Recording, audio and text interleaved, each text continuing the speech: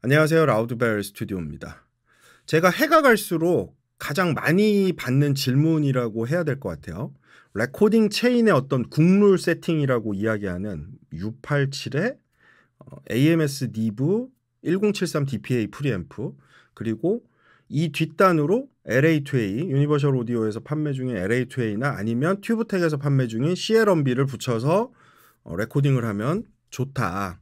그리고 여건이 또 된다면 여기에 1176까지, 마지막 단에 1176까지 사용해서 작업을 하면 아주 좋은 소스를 받을 수 있다라고 이야기하는 요런 질문을 많이 받아요. 근데 이게 어디서 나온 이야기일까? 출처를 제가 조사를 해보다 보니 실제로 해외에서 요런 케이스를 가지고 영상을 만들어 놓은 유튜브 채널들이 좀 있더라고요. 그리고 거기에서 어떤 시연 결과물로 보여주는 것들이 또 그럴싸하게 괜찮아요.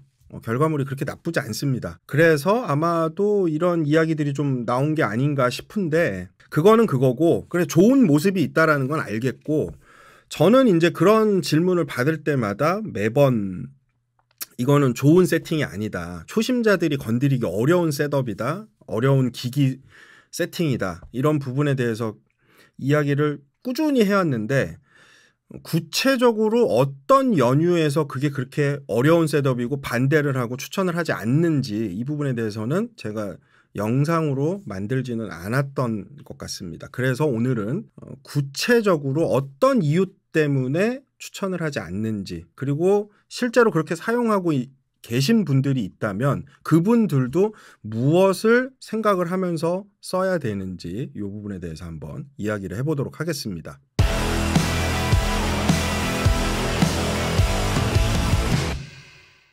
레코딩 하는 과정에 있어서 뭐 제가 영상을 꽤 이것저것 만들어 놨습니다. 뭐 녹음 과정 관련돼서 뭐 운영 레벨을 꼭 지켜야 된다, 그러니까 들어오는 레벨이 있으면 나가는 레벨이 있다, 마이크 스펙을 볼 때 뭘 봐라, 뭐 기타 등등 영상을 제가 좀 그래도 몇 편에 걸쳐서 만들었는데, 그때 나온 내용들은 가급적이면은 조금은 패스하고 바로 본론으로 들어가서 이야기를 해볼게요. 자, 제가 지금 화면상에 87 스펙을 지금 띄워놨어요. 지금 여러분들도 같이 보고 계실 텐데, 여기서 우리가 주의 깊게 봐야 되는 건 폴라 패턴이 옴니 카디오이드 피규어 8 이런 순서로 지금 나올 거고, 그래서 센시티비티 감도가 20mm 슬러시 파냐 옴니일 때, 카디오이드일 때 28mm 슬러시 파냐, 피규어 8일 때 22mm냐, 지향성 패턴이 바뀌면 실질적으로 출력되는 감도도 바뀐다, 그 이야기예요, 이거는. 그리고 이퀴발렌트 노이즈 레벨 해가지고 실제로 기기가 가지고 있는 노이즈 레벨을 이야기하는 건데, 이때도 마찬가지로 단일 지향성일 때가 가장 적어요, 노이즈도. 그러면 U87이라는 마이크 자체를 단일 지향성 패턴으로 쓰는 게 어떻게 보면 가장 현명한 방법이죠. 물론 상황에 따라서는 이제 옴니나 양지향성 피규어 8로 써도 상관은 없는데, 단일 지향성 모드로 쓰는 게 효율성 측면에서 보면 제일 좋다라고 이야기할 수 있어요. 그럼 그 상황에서 자, 맥시멈 SPL for THD라고 해서 지금 나오는데, 지금 117, 127까지 나와요. 프리 어테뉴에이션을 적용했을 때 127이니까 패드가 있을 거예요, 10dB 패드가. 그러면 실질적으로 맥스 SPL이 지금 117dB라는 이야기고, SPL이라는 건 마이크에다가 노래를 부를 때 공기압의 변화가 이 진동판을 때리잖아요. 그러면 이 친구가 허용할 수 있는 레벨이 117dB SPL, 그 다음에 패드 버튼을 누르면 127까지 가능하다, 이 이야기고, 전압으로 변환시켜갖고 나가는 레벨이 얼마인가를 보여주는 게 센시티비티인데, 화면 또 보이실 거예요. 센시티비티를 이제 계산을 해보면, 수식으로 계산을 해보면 지금 마이너스 28dBu로 출력이 돼요. 어느 정도 크기가 들어올 때, 94dB SPL에 음량이 들어올 때, 측정할 때 레벨 기준이 1파스칼, 1기압을 기준으로 하다 보니까 94dB SPL이고, 우리가 일반적으로 정해놓은 게 그 정도 사이즈의 음량이 여기를 때렸을 때 마이너스 28dBu 정도 크기로 나온다. 자, 근데 이제 94dB SPL이 어느 정도인지 알 수 없잖아요, 우리가. 그게 어느 정도 소리 크기인지. 그건 이제 뭐 핸드폰 앱으로 측정해 보셔도 되겠지만, 가장 단순하게 제가 설명을 드리면 한 요 정도, 지금 요게 한 20cm, 30cm, 30cm 정도 될까요? 이 상태에서 후렴구 발라드의 후렴구를 진성으로 부른다. 그러면 감정을 실어갖고 진성으로 부르다 보면 당연히 음량이 크게 나오겠죠. 그 정도 사이즈가 94에서 98, 뭐 100 거기 왔다 갔다 합니다. 그 정도 레벨이면. 그리고 만약에 내가 여기서 비명을 지르는 어떤 그런 상황이 됐을 때는 더 크게 들어갈 수 있다는 거죠. 그렇게 됐을 때는 지금 687이란 마이크는 사실 어느 정도 거리를 떨궈 놓고 하지 않는 이상 진동판 자체가 못 버틸 확률이 조금 높아요. 117밖에 안 되니까. 물론 그 정도 크기로 소리를 사람이 많이 낼까라고 생각하실 수도 있는데 기네스에 어쨌든 등재되어 있는 거는 사람도 130dB SPL까지 소리를 냅니다. 그러면 이런 컨덴서류의 마이크들, 특히나 지금 687 같은 경우는 이렇게 근접 마이킹, 이 정도 가깝게 마이킹하는 것 자체가 아주 문제가 심각한 거죠. 절대 이렇게 하시면 안 돼요. 녹음할 때. 이건 알고 가셔야 돼요. 자, 그렇게 해서 최종적으로 28dBu 마이너스 28dBu 정도의 크기로 출력이 된다. 그러면 조금 더 높은 음압이 진동판을 때리면 더 큰 레벨로 나오겠죠. 그럼 마이너스 26, 마이너스 24, 마이너스 20 이런 식으로. 자, 그래서 이제 제가 요거를 좀 정리를 했어요. 차트를. 지금 여기도 화면에 보이실 텐데 지금 보면 114dB SPL 정도 크기가 만약에 진동판을 때렸다? 그러면 실제로 출력되는 값은 마이너스 8dBu 정도까지 나온다라는 거예요.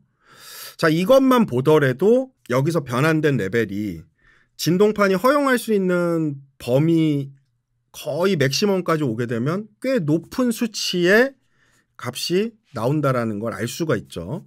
그럼 이 상태에서 프리앰프라는 쪽으로 이제 신호가 가잖아요. 우리가 연결을 해서 그렇게 쓰니까. 그럼 프리앰프에서 하는 일은 뭐죠? 뭐 영상을 통해서 제가 이미 뭐 많이 말씀을 드렸고 여러분들도 다 아실 거예요. 마이크에서 출력된 레벨이 워낙 작기 때문에 우리가 DAW나 어떤 편집 툴을 활용해 갖고 활용하기에는 너무 작은 형태의 전기 신호라 요거를 증폭해 주는 역할을 하는 거죠. 그럼 그 과정에서 프리앰프에서 게인을 올려 가지고 당겨야 되는데 얼마까지 당겨야 되냐? 대략 한 플러스 4dBu 언저리 플러스 4dBu 근처에서 놓을 수 있도록 증폭을 해주면 크게 무리 없이 증폭이 된 것이다 라고 우리가 이야기를 하죠. 만약에 94dB SPL이 아니라 98이나 아니면은 지금 화면상에서 보이는 뭐 한 105dB SPL 정도 사이즈로 계속 소리가 아주 일정한 음량으로 그렇게 나온다 그러면은 실제로 105라고 했을 때 17이에요. 마이너스 17dBu예요. 마이너스 17dBu 정도로 이쪽에서 만들어내니까 프리앰프에서는 대략 21dBu 정도만 증폭시켜도 무리 없는 수준의 소리가 되는 거죠. 그러면 사람이 노래를 하는 과정에서 다이나믹 편차가 크잖아요.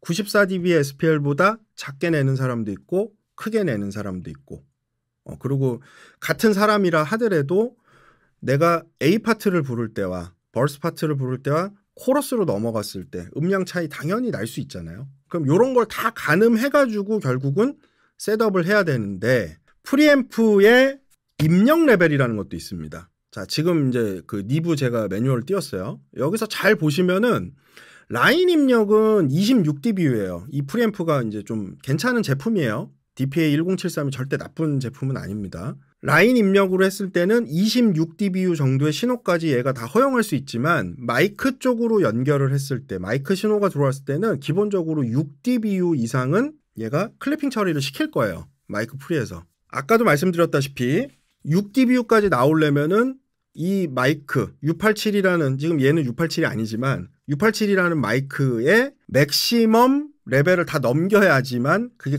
나올까 말까일 거예요. 그 6dBu도. 그러니까 실상 프리앰프 인풋 쪽은 지금 크게 문제될 건 없어요.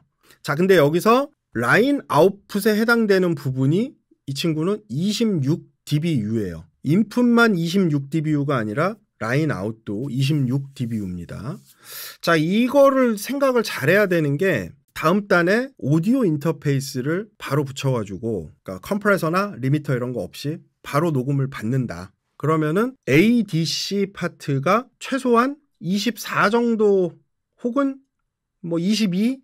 요 정도까지는 그래도 가지고 있어야 뭔가 이거 얘가 최대 출력으로 내보낼 때 그래도 피크는 안 뜨겠구나라는 어떤 그림을 그릴 거 아니에요. 자, 잘 생각하셔야 돼요. 프리앰프에서는 아무 문제 없다. 26dBu 출력까지 난 나가도 문제가 없어요 라고 이쪽에선 보내지만 받는 쪽 입장에서 보면은 저는 입력 최대 레벨이 26dBu가 아니고 22인데요 라고 만약에 어떤 지금 특정 제품을 얘기하지는 않지만 22입니다 라고 이야기를 하면 지금 4dBu 정도 차이가 나요.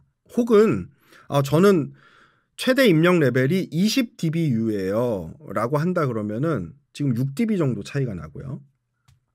자, 그렇게 보면 니브 1073 DPA에서는 문제가 없는 레벨, 운영하는데 전혀 문제가 없는 레벨로 지금 증폭이 돼서 내보냈는데 받는 쪽에서 그 라인 레벨을 허용할 수 없는 상황이 됐을 땐 분명히 디스토션이 생길 확률이 아주 높게 올라가죠. 아주 쉽게 생각해 보세요. 내가 라면을 2개를 먹으려고 지금 2개를 끓였어요. 냄비에다가. 냄비가 라면 하나 끓이는 용기가 아니라 2, 3개, 한 3인분까지 끓일 수 있는 그런 냄비들 다 갖고 계시잖아요. 라면 냄비 집에 이제 라면 끓일 때 쓰는 것들 보면.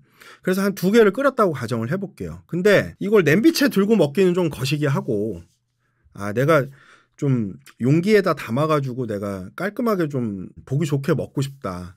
그래서 용기를 찾다 보니 냉면기 같은 큰 사발이 있으면 상관이 없을 거예요. 그럼 2개가 다 들어가요. 집에 밥공기밖에 없다. 그러면은 밥공기에다가 그걸 2개 붓는 순간 어떻게 되죠? 화로 넘치죠, 그냥. 근데 라면의 총양 자체는 변화되지는 않아요. 어느 순간 넘치면서 밥그릇이 그거를 해결 못할 뿐인 거지. 흘린 것까지 다 계산하면 총량은 변하지 않습니다. 똑같습니다. 프리앰프에서 지금 출력하는 레벨이 26인데 받는 쪽이 20dB밖에 안 되는 제품이다. 그러면 소리를 받으면서 6dB만큼은 어딘가로 날아가겠죠. 근데 20dB까지는 어찌됐든 받아들인다라는 거예요. 그 양 자체가 변화되지는 않아요. 한쪽이 26이고 한쪽이 21에서 전달될 때 26만큼 이렇게 들어와서 얘가 못 버틴다 그냥 단순히 그게 아니고 만약에 이쪽에서 20dB로 내려가지고 출력을 만약에 시켰다. 자, DPA 같은 경우는 1073 DPA인 트림이 있어요. 트림으로 게인을 오히려 깎는 거죠. 살짝 깎아가지고 쏘면 이쪽에선 충분히 그걸 다 받을 수 있다라는 거예요. 20dBO 장비라 하더라도. 요거는 잘 계산을 하고 있어야 돼요. 머릿속에. 컴프레서를 어찌됐든 이제 쓴다라는 거잖아요. 녹음 때. 그래서 LA2A 같은 제품 혹은 CL1B 같은 제품을 DPA 1073 뒷단에다 물린다는 이야기예요. 지금 화면에 보이는 게 이제 바로 LA2A 스펙입니다. 잘 보시면 10dBu 노미널 레벨과 16dBu 피크예요. dBm으로 적인 표기돼 있죠. dBm이나 dBu는 그냥 거의 뭐 이제는 통일돼 갖고 쓰고 있다 이렇게 생각하시면 되고 인풋 레벨도 마찬가지입니다. 16dBm이에요. dBu. 자, 그렇게 보면 니브 프리앰프에서 26dBu로 출력할 수 있는 니브 프리앰프에서 만약에 최대값으로 그냥 쏴버리면은 10dB만큼이나 컴프레서는 받을 수가 없는 상황이 돼요. 그럼 어떻게 해야 될까요? 당연히 DPA 1073에선 무조건 트림을 내려야 돼요. 만약에 그걸 똑바로 안 해준다 그러면은 당연히 LA2A 쪽에서는 소리가 들어오면서부터 바로 깨져버립니다. 그리고 피크 리덕션이라고 하는 트레시홀드 포인트를 조금만 움직여도 바로 컴프레서가 막 먹어버릴 거예요. 자, 그러면 이거 생각보다 어려울까요? 쉬울까요? 라고 하면 사실 어려운 건 하나도 없어요. 1073 DPA에서 레벨 내려가지고 LA2A로 보내면 된다. 너무 뻔한 이야기인데 근데 대부분 이거를 실시간으로 레코딩하면서 세팅을 한다는 게 생각만큼 숙련자 아니면은 빨리빨리 못 찾습니다. 처음에. 꽤나 많은 노력을 해야지만 얻을 수 있어요. 소리를 깨먹지 않고 녹음하는 일련의 과정만 보더라도. 자, LA2A 다음 단에 컨버터가 들어오니까 LA2A는 16dBu 아웃풋이에요. 맥시멈. 근데 오디오 인터페이스 아까 20dBu짜리도 언급을 했었지만 만약에 내가 컨버터 라인 24까지 지원하는 제품을 만약에 쓴다 그러면 16으로 쏘고 받는 쪽은 24입니다. 그럼 얘는 난 이게 최대예요라고 해서 지금 막 내보내고 있는데 이쪽에서 보면은 야 아직 여유 공간 많어. 너 8dBu 정도 더 쏴도 돼. 더 올려. 자, 최종 DAW에는 어떻게 보일까요? 작게 녹음이 되겠죠. 그림상으로 본다 하면. 그럼 이걸 보고 대부분의 사용자들은 또 어떻게 생각하냐. 초심자들은. 내가 본 거는 항상 보면 이렇게 오디오 데이터 보면 막 깍두기 파형이고 막 큰 그림으로 항상 보이는데 왜 내가 이렇게 비싼 장비를 사고도 레벨이 작게 녹음이 되지? 그러면 내가 프리에서 더 땡겨야 되나? 하면서 이제 어느 누군가에서 개인을 올리기 시작합니다. 자, 그러다 보면 어떤 일이 벌어지냐? 이제 장비 자체가 나 이렇게까지 올리면 이제 부서지는데 드라이브 걸리는데 괜찮겠어? 라는 어떤 사인을 주는데도 불구하고 뭐만 본다? 개인 크기만 봐요. DAW상에서. 소리를 안 들어요. 일단. 소리는 그냥 내가 좋은 장비 쓰니까 당연히 믿고 얘가 좋은 소리 내주겠지 하면서 그냥 바로 그렇게 접근을 합니다. 녹음 때. 그러다 보면 어떤 일이 벌어진다? 100% 소리가 다 깨져요. 근데 그걸 못 듣습니다. 처음에. 이게 깨진 소리인지 아닌지 잘 몰라요. 그리고 누군가가 그거에 대해서 아주 심각하게 지적을 하지 않으면 아예 인지도 못해요. 원래 이런가 보다 소리가. 사람들이 이런 걸 좋아하는 건가? 뭐 이런 이상한 착각들을 하면서 사용을 하기 시작합니다. CL1B도 잠깐 볼까요? CL1B가 근데 조금 재밌어요. CL1B가 입력은 21이에요. 여기 스펙을 보시면. 근데 출력은 26입니다. 자, 그러면 니브 1073 DPA에서는 26으로 쏠 수 있지만 최대로 나가는 레벨이 21 이상은 되지 않도록 뭔가 트림 조율을 해야 되는 거고, 아까 LA2에 연결하려면 많이 줄일 수밖에 없다 그랬잖아요. 16이니까 걔는 최대가. 그러니까 이 친구도 마찬가지죠. 21까지는 일단 떨궈야 돼요. 그렇게 해서 컴프레서 쪽으로 신호가 들어오면 거기서 이제 내가 뭔가를 해갖고 메이크업 게인까지 올려가지고 26으로 다시 쏠 수 있는 친구예요. 생각보다는 그렇게 개념 없게 만들진 않았습니다. CL1B는. 자, 근데 LA2A 같은 경우는 16dBu 인아웃이잖아요. 이게 워낙에 오래됐어요. 60년도 때 나온 제품이에요. 제품 회로 구성 자체는. 부품이야 이제 조금 더 신형 뭐 부품들을 써가지고 바꿨다 하지만 뭐 핸드메이드의 기존의 어떤 그 전통 뭐 다 좋습니다. 근데 운영 레벨 자체를 낮게 쓰는 제품이라서 사용자가 이 부분에 대해서 확실히 인지를 하지 않고 쓰면은 쉽게 망가뜨릴, 소리를 쉽게 망가뜨릴 여지를 많이 가지고 있는 제품인데도 불구하고 대부분의 사용자들은 공부를 안 하죠. 이런 부분에 있어서. 그냥 쓰죠. 특히나 내가 작곡하는 사람이다. 그리고 뭐 이래저래 해가지고 저작권료도 조금 생기고 좀 입봉을 빨리 하는 바람에 뭐 아니면 좀 히트곡이 나와서 야 요새는 그게 인기래. 요새는 그거 쓰면은 좀 간지야. 어디서 이제 그런 이야기들은 이제 보죠.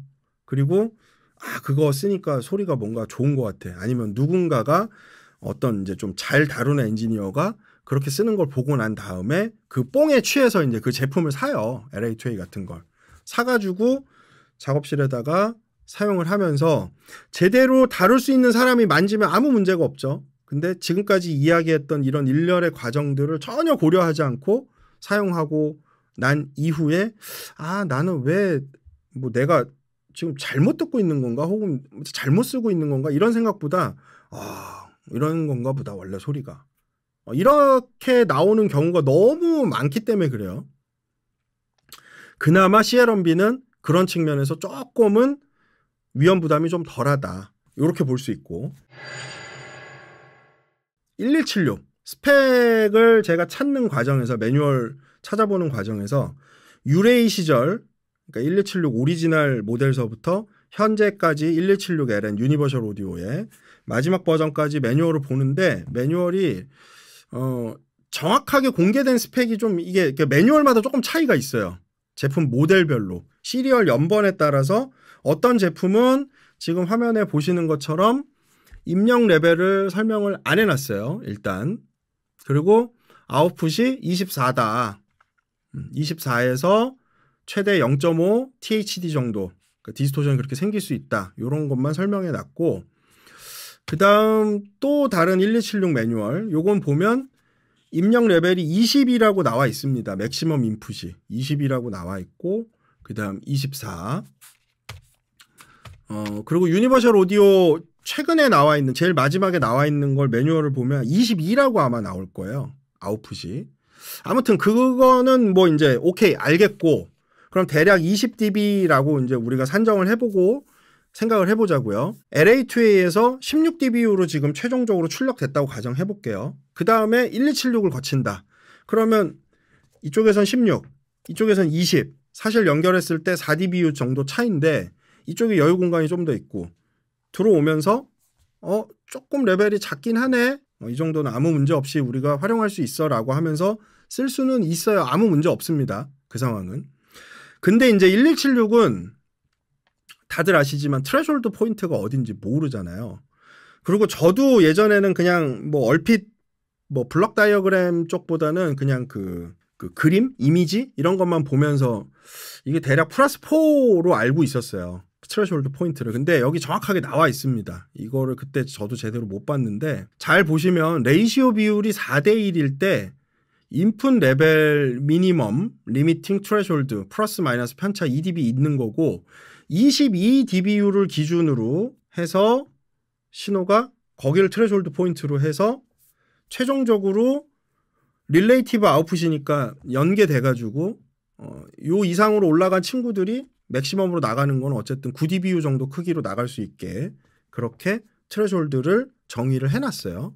마찬가지로 8대 1일 때 21, 12대 1일 때 20, 20대 1일 때 레이시오 비율이 19dBU, 그리고 최종 출력 레벨도 12, 그리고 약 한 10dB 정도의 개인 값을 아웃풋 쪽에서 그걸 더 추가해가지고 우리가 내보낼 수 있다 정도로 생각을 하시면 되는데,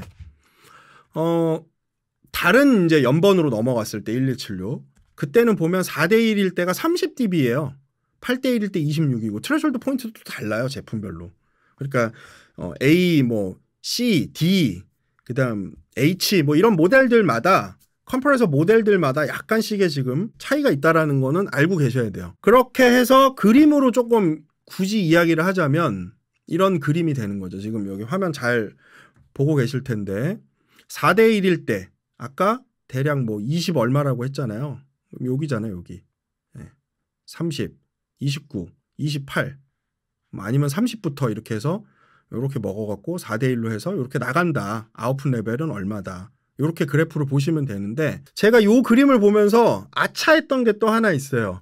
1176을 저도 공부할 때 니 값의 차이가 있다. 그래서 4대 1일 때, 8대 1일 때, 12대 1일 때, 20대 1일 때 다 니 값이 낮을수록 소프트니고 올라갈수록 하드니에 가깝다. 오케이, 그건 알겠는데 실상 트레시홀드 포인트가 아예 다르다라는 것까지는 아예 인지를 못하고 있었어요, 저도. 그래서 컴프가 다르게 반응하는 거를. 올모드일 때는 훨씬 높게 설정된 트레시홀드 값에서 그냥 걸립니다. 요것도 알고 계셔야 돼요. 그러니까 우리가 공부하기로는 4대 1일 때 뭐 니 값이 소프트니니까 조금 더 먼저 먹는 거고, 그 다음에 하드니로 올라갈수록 나중에 먹고, 이게 아니라 그 니는 니고 그냥 지금 현재 설계된 상태를 보면 애초에 트레시홀드 포인트가 아예 달랐던 거다. 요것도 기억을 하셔야 돼요, 1276 쓰시는 분들은. 자, 그렇게 해서 지금 이제 1276을 거쳐가지고 결과적으로 컨버터까지 이제 가는 그림상 1276이 그래도 24까지, 뭐 신형은 지금 22라고 하지만 아웃풋이, 구형은 어쨌든 24로 출력이 된다라고 가정했을 때 내가 프로용 기기로 보면 뭐 22나 24 정도면은 우리가 이제 흔히 AES 권고사항 24, EBU 권고사항 뭐 22 뭐 이런 기준으로 봤을 때 크게 무리되는 제품은 아니잖아요. 컨버터의 운영 레벨로 보면.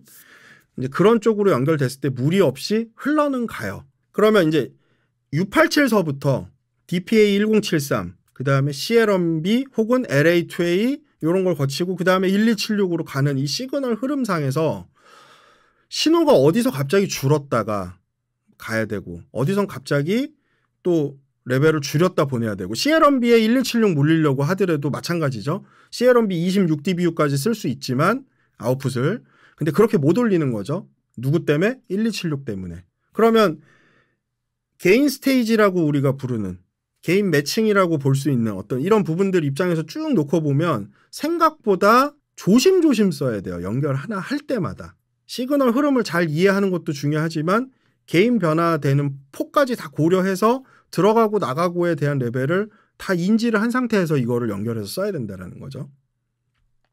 근데 초심자들이 이거를 지금 어떻게 알아요? 제가 지금 이렇게 설명하는 것도 엄청 어려울걸요 아마? 이거 진짜 쉽게 설명한다고 저는 하는 건데 이게 절대 쉽게 볼 문제가 아니라는 거예요. 초심자들은. 자 그러면 이제 여기서 답이 나왔죠. 이미지상 LA2A나 CLNB나 1176이나 좋습니다. 과거의 영광을 가지고 있는 제품이니까 아주 좋아요. 누가 봐도 알만한 컴프레서인데 되게 부티크 장비로 포장한 것도 다 좋아요. 실제로 운영하려면 얼마만큼 내가 연구를 하고 써야 될지가 답이 나오죠. 자, 그거에 비해 지금 20만 원, 30만 원짜리 뭐 비싸면 50만 원, 정말 비싸면 100만 원대 하다못해 마이다스 L6 500 시리즈의 502 프리의 522 컴프 이거 해봐야 100만 원도 안 해요. 한 채널 구성하는데 이런 거 갖고 차라리 연습해보고 그리고 이거 가지고 결과물을 만든다고 했을 때 그게 나쁠까? 보는 사람은 어떨지 모르지만 아무것도 모르는 사람이 그냥 보이기에는 조금 뽀대가 덜 날 수는 있어요. 근데 노래를 직접적으로 녹음을 해보고 컨트롤을 해보는 과정에서 놓고 보면 훨씬 더 안정적으로 쓸 수가 있어요. 쉽게. 공부하는 입장에서도 그렇고. 그냥 단지 눈에 보이는 어떤 그 외관에서 오는 어떤 이렇게 하면 좋은 소리가 나올 거야. 이런 느낌만 없을 뿐이지. 자 그러면 국룰이라고 이야기하는 어떤 그 셋업 예전에는 어땠을 것 같아요? 2000년도 초반에는 그때는 U87에 아발론 737 채널 스트립 한 대였어요. 근데 사실 그거는 이해가 돼요. 지금도. 충분히 그러고 지금도 좋게 녹음할 수가 있습니다. 그거는. 그거 한 대 안에서. 채널 스트립 멀쩡한 제품 좀 정상적으로 잘 운영할 수 있는 제품만 하나 있으면 사실 지금 이야기했던 뭐 DPA에다가 뭐 이렇게 연결하는 이거 일렬의 과정이 필요가 없어요. 그냥 루퍼트 니브에서 나온 채널 스트립 그런 거 그냥 한 대만 써가지고 작업을 해도 사실 훨씬 더 안정적이고 문제 없는 결과물로 뽑을 확률이 높다라는 거죠. 초심자 입장에서. 주변에서 그렇게 이게 좋다 저게 좋다 너 녹음실 이제 만든다고? 그럼 뭐 예산 좀 있어? 투자 좀 할 거야? 그러면은 야 무조건 그렇게 셋업해. 그게 국룰이야. 이게 말이 안 된다는 얘기예요. 그 말을 누가 하는지도 잘 생각해 보시고 그리고 진짜 그렇게 해서 정말 좋은 결과를 내가 얻을 수 있을까? 하루아침에 못 얻어요. 절대. 누군가는 엄청 좋다고 얘기해. 저도 나쁘지 않은 셋업이라고 생각은 해요. 굉장히 유니크한 구성으로 쓸 수 있는 시그널 플로우입니다. 그게. 그런 제품들 연결해갖고 녹음하는 게. 근데 이건 숙련자들한테 해당되는 이야기지. 초심자들 이제 막 레코딩 시작하는 뭐 저는 성우 이제 녹음 뭐 집에서 이렇게 하고요. 커버송 녹음하면서 뭐 이런 과정 아니면 저 이제 막 뭐 집에서 그냥 디지털 싱글 하나 좀 내보려고 하는데요.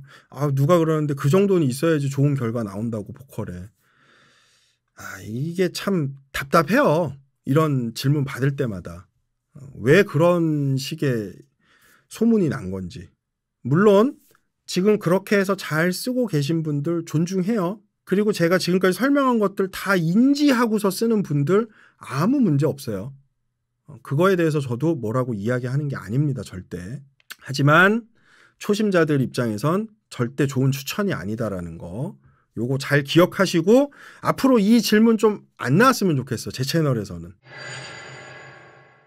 오늘 컨텐츠 분명히 불편하신 분들 있을 거예요.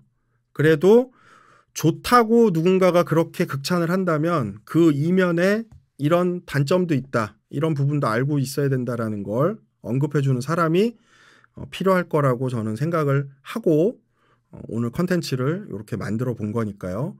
너그럽게 이해를 해주셨으면 하는 바람입니다. 다음에 또 좋은 컨텐츠로 찾아뵙도록 하겠습니다. 저는 엔지니어 박문수였습니다.